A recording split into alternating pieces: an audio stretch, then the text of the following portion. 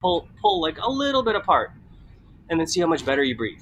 And so when your maxilla grows, it pushes that open and stretches tension through your nose as well.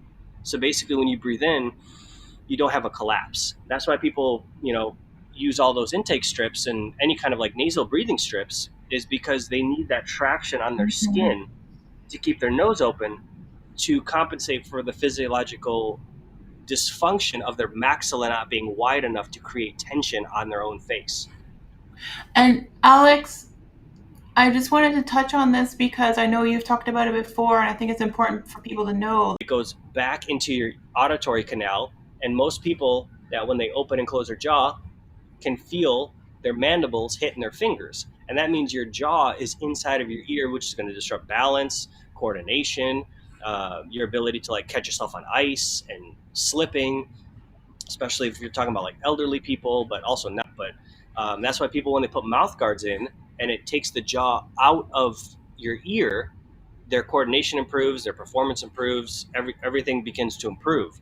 But they may not cognitively know why it's doing that. But it has to do with the airway and the jaw and the teeth aligning together, because your body wants to protect your teeth at all costs. Like for an example, I don't recommend doing this, but like if anyone that works out, go put like a popcorn kernel only on one side of your teeth and go train with a popcorn kernel. It's going to mess all your lifts up. Your grip strength's going to go down. And because your body goes, hey, there's a foreign thing in my teeth and it's keeping my teeth from being symmetrical and together. And it's going to compensate all of your power to make sure that you don't crush your teeth. And so, like I said, I don't recommend doing this, but you can take even a popsicle stick and put it on one side of your mouth and try to go do a grip strength test and watch your grip strength plummet. So yeah, that's why it's really important to make sure that your jaws properly aligned. And most people have these issues, and different kinds of sleeping mouth guards, uh, getting your jaw